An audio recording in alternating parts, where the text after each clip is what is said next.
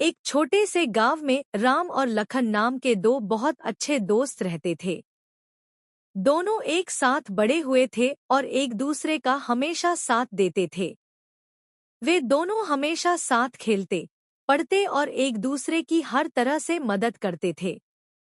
एक दिन राम ने सोचा कहीं घूमने जाना चाहिए। राम ने यह बात लखन को आकर बताया। लखन ने भी बोला ठीक है। राम और लखन दोनों आपस में बात करके अपने अपने घर चले गए। राम ने यह बात अपनी माँ को बताया। राम से उसकी माँ पूछती है, तुम्हारे साथ और कौन कौन जा रहा है? राम ने कहा, मेरे साथ लखन जा रहे हैं। लखन भी अपनी माँ को घूमने जाने की बात बताई और फिर दोनों ने पास के जंगल में घूमने चले गए।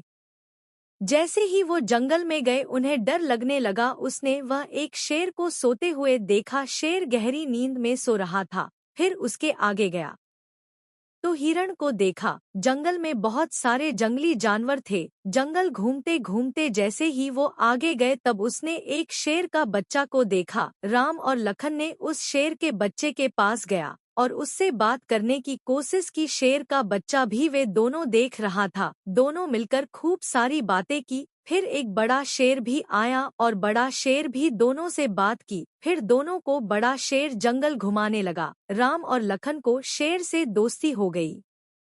फिर दोनों घर वापस आ गए और सारी बातें अपनी अपनी माँ को बताया। इस कहानी के बाद रामू और श्यामू की दोस्ती और भी गहरी हो गई।